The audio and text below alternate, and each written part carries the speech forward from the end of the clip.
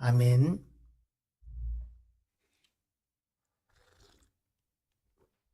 수요 예배는 우리 성도들이 잘 안 나와서요. 우리 가족끼리 이렇게 꾸준히 일단 예배 시간을 지키는 것이 사명이다 여기고, 전도하고 그리고 예배하고 기도하고 그러고 있는 중입니다. 하나님께서 때가 되면 이 빈자리를 다 채우실 때가 있을 줄로 믿습니다. 자, 마노아의 이야기가 이제 1절부터 있었고요. 이제 8절부터 이제 마노아가 여호와께 기도하여 이르되 라고 이렇게 나오는데, 여호와의 사자가 마노아의 아내에게만 이 앞에 나타났었어요. 1절부터 7절까지 말씀 가운데서는 마노아의 아내에게만 여호와의 사자가 나타났었는데, 그 아내의 이야기를 이제 마노아가 들었습니다. 그리고 나니까 마노아가 다시 여호와께 기도하여 이르되, 주여 구하옵나니 주께서 보내셨던 하나님의 사람을 우리에게 다시 오게 하사 우리가 그 낳을 아이에게 어떻게 행할지를 우리에게 가르치게 하소서라고 하나님 앞에 기도합니다. 우리는 성경을 통해서 하나님의 말씀을 보게 되고 듣게 되고 알게 되어 있습니다. 이 시대에도 지금 하나님께서는 율법을 통하여 자녀들을 어떻게 양육하고, 특별히 나시리는 어떻게 양육해야 되는지 하나님께서 율법으로 이미 다 주셨습니다. 그래서 하나님의 말씀을 읽으면, 그러면 이 아이를, 삼손을 하나님께서 주셨는데 이 삼손을 어떻게 길러야 할지를 분명히 알게 되어 있는 것이죠. 더군다나 그 이야기를 마노아의 아내를 통하여 하나님께서 이미 말씀하셨기 때문에 마노아는 이제 이중적인 그런 증거를 확인한 것이라고 볼 수 있습니다. 그런데도 불구하고 다시 한 번 더 주께서 보내셨던 하나님의 사람을 우리에게 보내어 달라고 이렇게 요청을 하는 것이죠. 왜 이런 현상이 생기느냐 하면, 하나님의 말씀은 들으면 들을수록 더 갈급해되고 더 사모하게 되고 더 좋아 사랑하게 되어 있기 때문에, 하나님의 말씀은 아무리 들어도 그것이 실증이 나지 않는다는 것이죠. 어떤 목사님이 이렇게 그 어떤 교회 부임에 가서 설교를 하는데, 그 사랑에 대해서만 계속 설교를 하시는 거예요. 고린도전서 13장의 사랑만 계속해서 설교를 하시는데, 그런데 설교 내용이라도 좀 바뀌어서 시리즈 설교면 그나마 들을 만할 텐데, 그런데 사랑만 계속해서 설교를 하니까 성도들이 처음에는 사랑, 좋은 말이니까 할렐루야 아멘 그러면서 받았는데, 그 다음에 또 똑같은 이야기를 하니까 목사님이 착각하셨나 보다. 지난번에 설교하셨던 거 잊어버리고 했던 설교 또 하시나 보다. 그런 정도는 이렇게 용납할 수 있지. 그러면서 넘어갔습니다. 그런데 세 번째도 또 다시 이 사랑 이야기를 또 하니까, 도대체 똑같은 설교만 하는 목사의 설교를 우리가 왜 계속 들어야 되나. 그래서 도저히 안 되겠다. 한두 번이지 세 번씩이나 3-4번이라 그랬는데, 세 번씩이나 이렇게 똑같은 설교를 들어서는 우리가 도저히 영적으로 살 수가 없겠다. 그래서 목사님에게 다른 설교를 다시 요청을 했는데, 그럼에도 불구하고 목사님께서는 또 사랑 설교만 하더라는 것이죠. 그래서 도저히 안 되겠다. 목사님, 우리는 목사님의 설교 수준을 도무지 감당할 수가 없으니까 목사님께 합당한 교회를 찾아가십시오. 그리고는 이제 목사님께 나가달라고 요청을 합니다. 그랬더니 그 목사님이 이제 짐을 주섬주섬 싸는 거예요. 그리고 이제 마지막 가기 전에 이제 설교를 하는데, 가기 전의 설교도 또 사랑 설교를 하더라는 것이죠. 그래서 이 마지막 설교인데 이 정도는 들어줘야지 그러면서 그 마지막 설교를, 사랑 이야기를 또 듣는데, 듣다가 보니까 성도들이 정말 우리가 목사님을 이렇게 어렵게 모셔왔는데, 이렇게 목사님이 사랑 설교를 이렇게 하신다고 해서 우리가 참지 못하고 목사님을 보내는 것이 옳은가. 그러면서 성도들이 똑같은 설교를 들었는데 감동이 오면서 목사님을 사랑해야 되겠다, 목사님을 용납해야 되겠다, 그러는 마음이 들어서 이제 목사님 가지 마십시오 그러면서 다시 붙들었다는 거예요. 그랬더니 그 다음 주부터 목사님의 설교가 바뀌더라는 것입니다. 그래서 뭐냐면, 목사님께서 그런 설교를, 똑같은 설교를 계속 사랑 설교를 계속 하셨던 이유가 성도들이 사랑 설교를 듣기는 들었는데 아직까지 사랑하는 모습이 나타나지 않으니까, 사랑이 체질화되지 않으니까 그 목사님은 계속해서 그런 설교를 했더라는 것이죠. 그렇게 하나님의 말씀은 똑같은 말씀을 들어도 우리가 성경을 100번, 200번을 읽어도 성경은 실증이 나지 않아야 정상이지 않습니까? 다윗은 시편을 통하여 여호와의 말씀은 꿀과 송이꿀보다도 더 다니이다 라고 이렇게 고백을 했었는데, 이스라엘 사람들 가운데 이제 유대교를 믿는 사람들은 아이들에게 성경을 가르치기 위해서 그야말로 코찔찔이 기어다니는 그런 아이들이라도 이 성경 율법을 가깝게 하기 위해서 율법 책에다가 꿀을 발라 놓는데요. 그럼 아이들이 책장을 넘기면서 꿀을 빨아먹으면서 율법은 이렇게 달콤한 것이구나, 그렇게 훈련이 되도록 한다는 것이죠. 그래서 마노아가 여호와께 기도해서 다시 한 번 더 여호와의 사자를 보내달라고 이렇게 이야기하는 것은, 여호와의 말씀은 들으면 들을수록, 가까이 하면 가까이 할수록 더 갈급해지고 더 사모하게 되고 사랑하게 되어 있기 때문에, 그래서 여호와의 말씀을 붙드는 사람, 여호와의 말씀에 붙들림 받은 사람들은 같은 말이라 할지라도 계속해서 여호와의 말씀을 접하고 싶은 간절한 소망이 생겨서 이와 같이 다시 한 번 더 여호와의 사자를 간구하는 것이죠.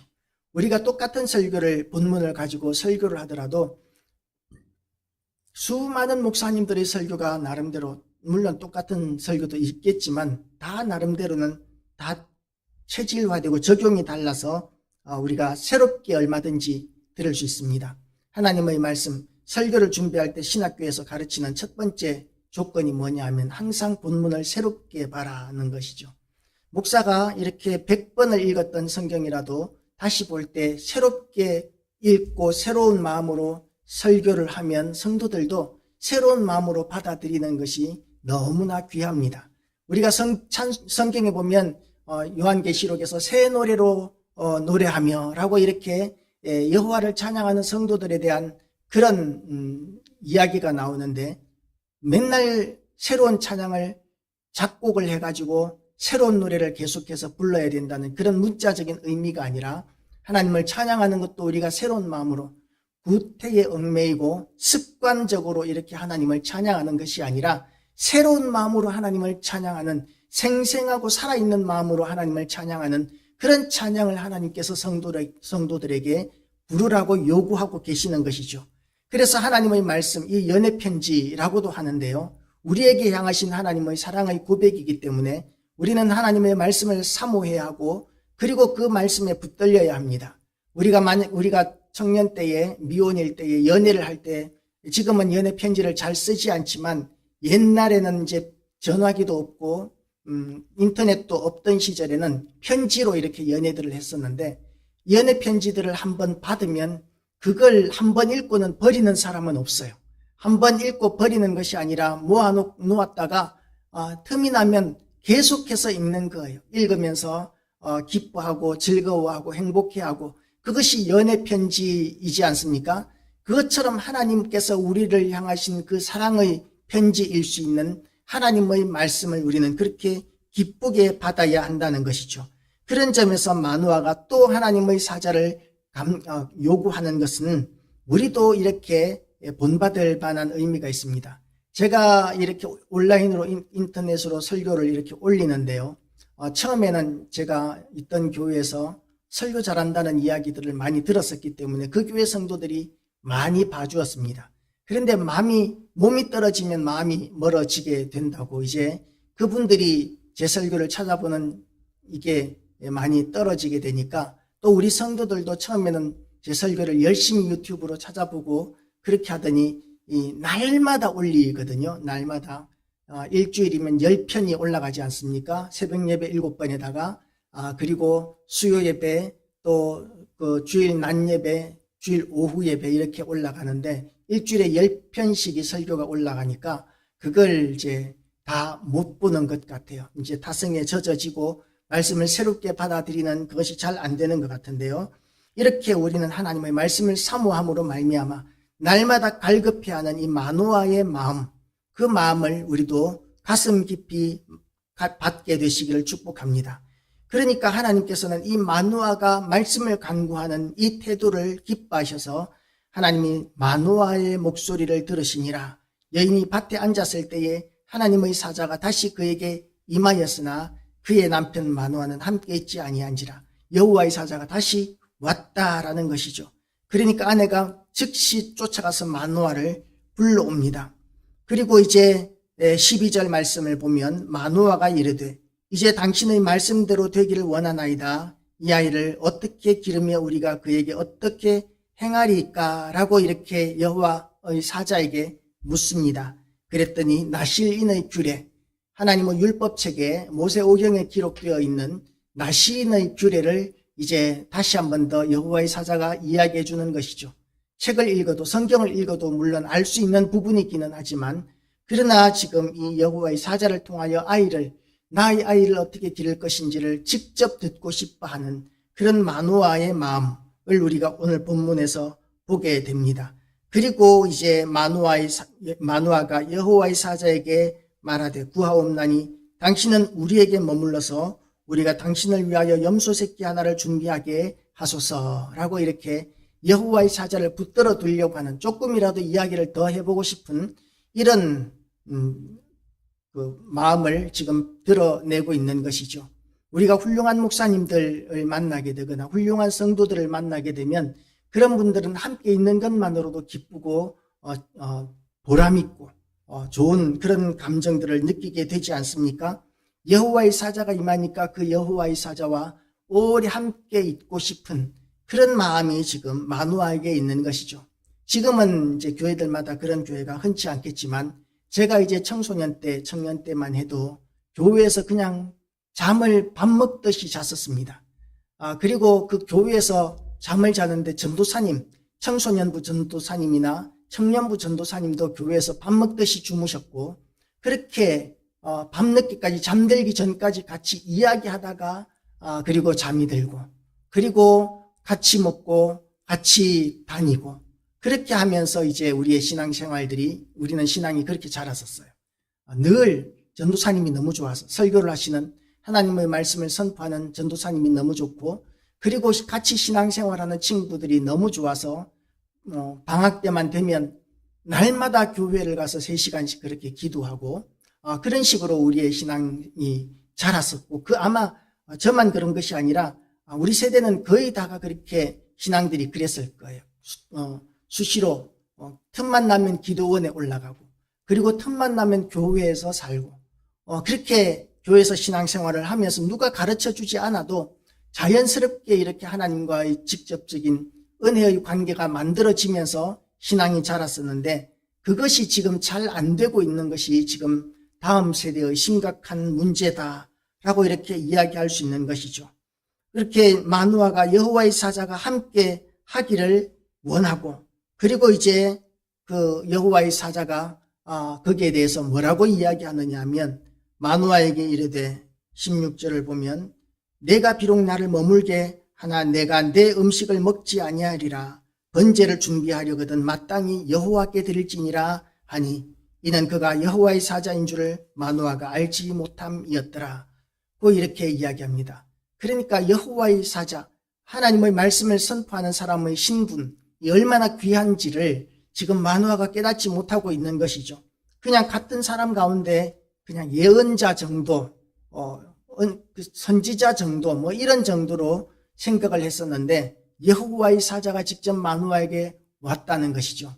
이건 다시 말해서 무엇을 의미하느냐 하면 사사기 시대의 처음 부분에 있어서는 여호수아 시대 이후로 또한 장로들이 살아있을 때만 해도 이스라엘 백성들의 신앙은 하나님 중심적인 신앙이 그래도 많이 살아있었습니다.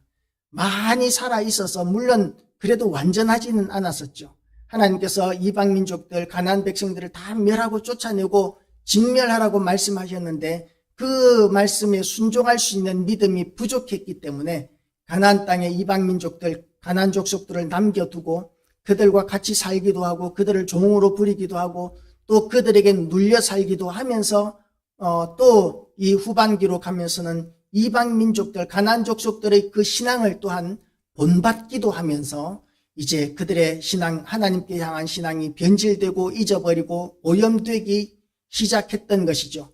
그렇게 변질되고 오염되고 하면서 이제 하나님의 말씀이나 하나님의 은혜나 이런 것에 대해서 하나님께서 사용하실 사람들이 별로 없는 거예요. 선지자를 보내셔도 되는데 다윗 왕을 세울 때만 해도 하나님께서 선지자를 보내셨는데 선지자를 보낼 만한 사람이 없었기 때문에 하나님의 사자가 직접 오셨다라고 이렇게도 생각할 수 있는 것이죠. 하나님께서는 우리와 함께 일하기를 원하시고 일꾼과 함께 일하기를 원하시는데 하나님의 손이 없어서도 아니고 능력이 없어서도 아니고 하나님께서 우리를 지극히 사랑하셔서 하나님께서는 우리와 함께 일하기를 원하시고 우리에게 은혜와 능력을 더해주기를 원하시는데 그렇게 할 만한 사람이 없을 때는 하나님께서는 더 크신 능력으로 직접 역사하시는 경우들이 있습니다. 하나님께서 아브라함을 갈대아 우르에서 불러내실 때 전도자를 보내신 것이 아니라 하나님께서 직접 아브라함을 불러내셨던 것과 같이 또한 이 마노아에게 하나님께서 선지자를 보내신 것이 아니라 하나님의 사자가 직접 온 것과 같이 이렇게 사람 가운데서 건질 만한 사람, 사용할 만한 사람이 없을 때에도 하나님께서는 얼마든지 하고 싶으신 일을 할 수 있지만 그럼에도 불구하고 우리를 통해서 하나님께서 일하기를 기뻐하시기 때문에 부름받아서 하나님으로부터 사명을 받은 우리는 하나님께서 일을 주시는 것만 해도 기뻐하고 감사해야 된다는 것이죠. 왜냐하면 하나님께서 전적으로 능력도 주시고 여건도 허락하여 주시고 모든 것들을 다 주시면서 무익하고 무능하기 짝이 없는 우리의 그 한 것 같지도 않은 그런 일들도 기뻐하시면서 하늘에 무한한 상을 주시는 하나님이시기 때문에 다른 사람이 아니고 나에게 하나님께서 기회를 주시고 은혜를 주시고 일을 주시면 할렐루야 감사합니다. 그러면서 하나님 앞에 충성하는 것이 진정 복된 성도의 모습이라는 것이죠. 그래서 지금 이 시대에는 마노아에게 보낼 하나님의 사람들을 하나님께서는 찾기가 어려웠던지 하나님께서는 직접 하나님의 사람을 보내셨는데 이 하나님의 사람이 누구냐 하면 18절 말씀을 보면 이렇게 되어 있습니다. 여호와의 사자가 그에게 이르되 어찌하여 내 이름을 묻느냐 내 이름은 기묘자라 하니라. 이 기묘자라 하는 이름은 또 어디에 나오느냐 하면 이사야서에 나오는 것 같아요. 한 아이가 우리에게 낳고 한 아이를 우리에게 주셨으니 그 이름은 모사요. 그리고 뭐죠? 한 아기가 우리에게 낳고 그 이름 기묘라 그 이름 모사라 전능한 하나님 또 영존하신 아버지의 평강의 왕이라. 그 찬양 기억나시는지 모르겠네요. 옛날에는 정말 많이 불렀는데요.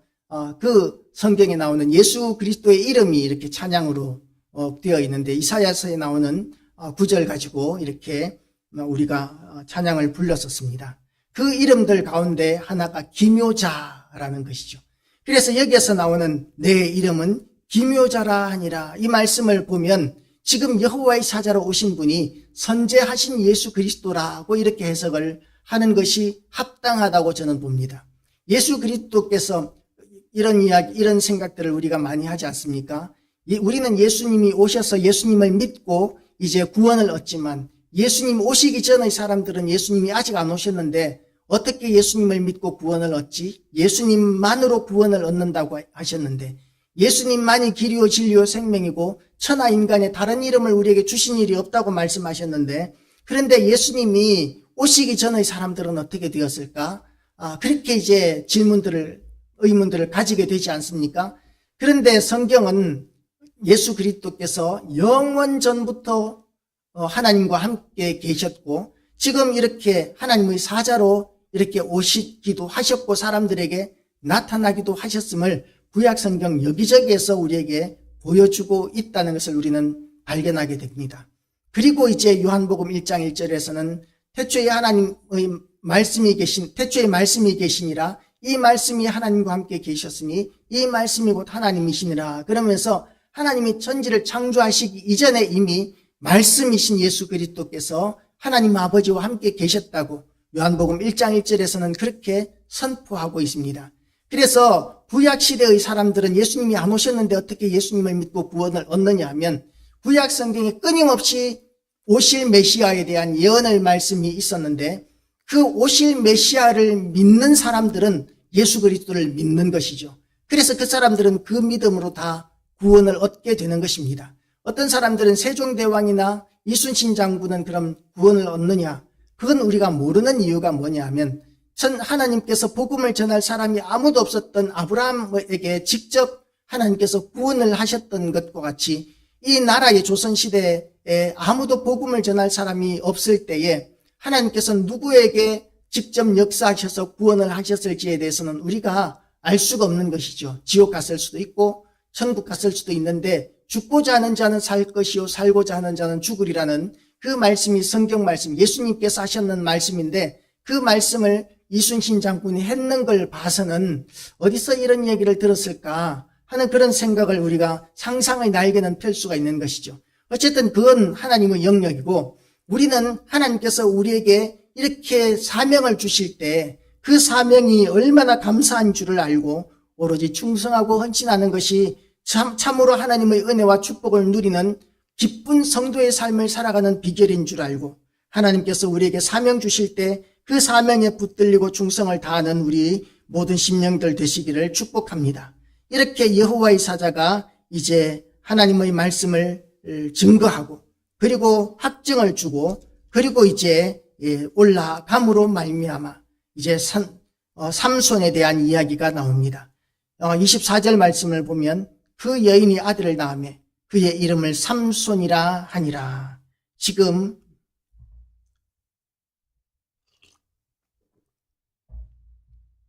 이 삼손이라는 이름의 의미가 뭐냐 하면 작은 태양이라는 그런 의미를 가지고 있습니다.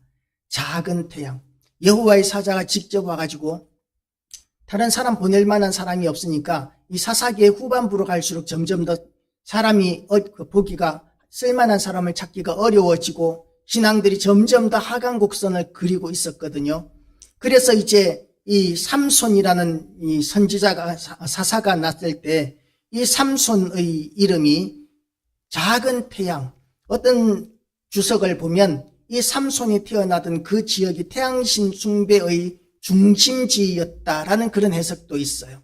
그러니까 그 당시에 사람들이 여호와의 이름으로 아들을 얻게 되기는 하였지만 겸하여서 그 지역에서 섬기는 가장 큰 신이라고 생각했던 태양신의 은총도 그렇게 함께 받기를 원하는 마음에서 작은 태양이라고 이렇게 이름을 지었는지도 모르겠어요. 그렇게 해석하는 사람도 있다는 것이죠. 그래서 이 삼손의 사역을 보면 정말 우리가 삼손을 너무 힘이 세고 싸움도 잘하고 그러니까 좋아하는 사람들이 참 많은데요. 삼손의 사역을 보면 타락의 연속이었습니다. 나시린으로서 술을 먹지 말라고 하셨는데도 불구하고 늘 술이 따라다녔고 거룩해야 하는데 숱하게 이렇게 기생들과 어울리고 그리고 부정한 시신들 그렇게 살육을 하고 다니고 하나님께서 금하신 것들 그런 것들을 마지막까지 이 하나님의 명령을 어긴 것이 머리 자르는 것. 하나님께서 그래도 2가지까지 범할 때는 그래도 하나님의 은혜를 거두지 않으셨는데 마지막 머리카락까지 이렇게 잘리게 되었는데 그것이 억울한 일이 아니고 술 먹고 기생과 함께 자다가 머리가 잘린 것이기 때문에 사실은 이 삼손의 잘못이라는 것이죠. 억울한 일이 아니라는 것이죠. 그런 정말 사사로서는 부끄럽게 짝이 없고 부족하게 짝이 없는 사람, 그런 사람을 하나님께서는 이스라엘을 건지기 위해서 사용하셨다라는 것을 보면서 이 사사기의 시대가 얼마나 어두운 시대였는가를 우리가 알 수 있습니다. 그래서 우리가 사사기를 보면서 깨달아야 할 것이 있는데요. 우리 이 시대가 정말 어두운 시대인가 밝은 시대인가를 우리가 분별할 수 있어야 합니다. 세상 사람들이 다 이 시대는 세상이 다 그런데 그러면서 용납하고 적응하고 살지라도 우리에게는 하나님께서 명확한 기준이 되어 있는 영원히 변치 않는 기준인 여호와의 말씀, 하나님의 말씀인 성경이 우리에게 있습니다. 그래서 우리는 언제나 하나님의 말씀을 기준으로 삼고 말씀으로 돌아가고, 그리고 온 세상이 다 죄악으로 물들고 변질되고 타락되어서 쓸만한 사람이 없어 보인다면 우리는 더 간절히 기도해야 할 것이고, 기도해서 쓸만한 사람이 나타나지 않는 것 같으면 하나님, 내가 여기 있사오니 나를 보내소서. 이사야 선지자가 이사야서 6장에서 그렇게 고백했던 것처럼 내가 하나님 앞에 그렇게 쓰임을 받아서라도 하나님이 기뻐하시는 일, 세상을 변화시키는 일, 하나님의 뜻이 하늘에서 이루어진 것과 같이 이 세상에서 이루어지는 일을 감당하기로 헌신하는 우리 심령들이 될 수 있으면 참 좋겠습니다. 기도하시겠습니다.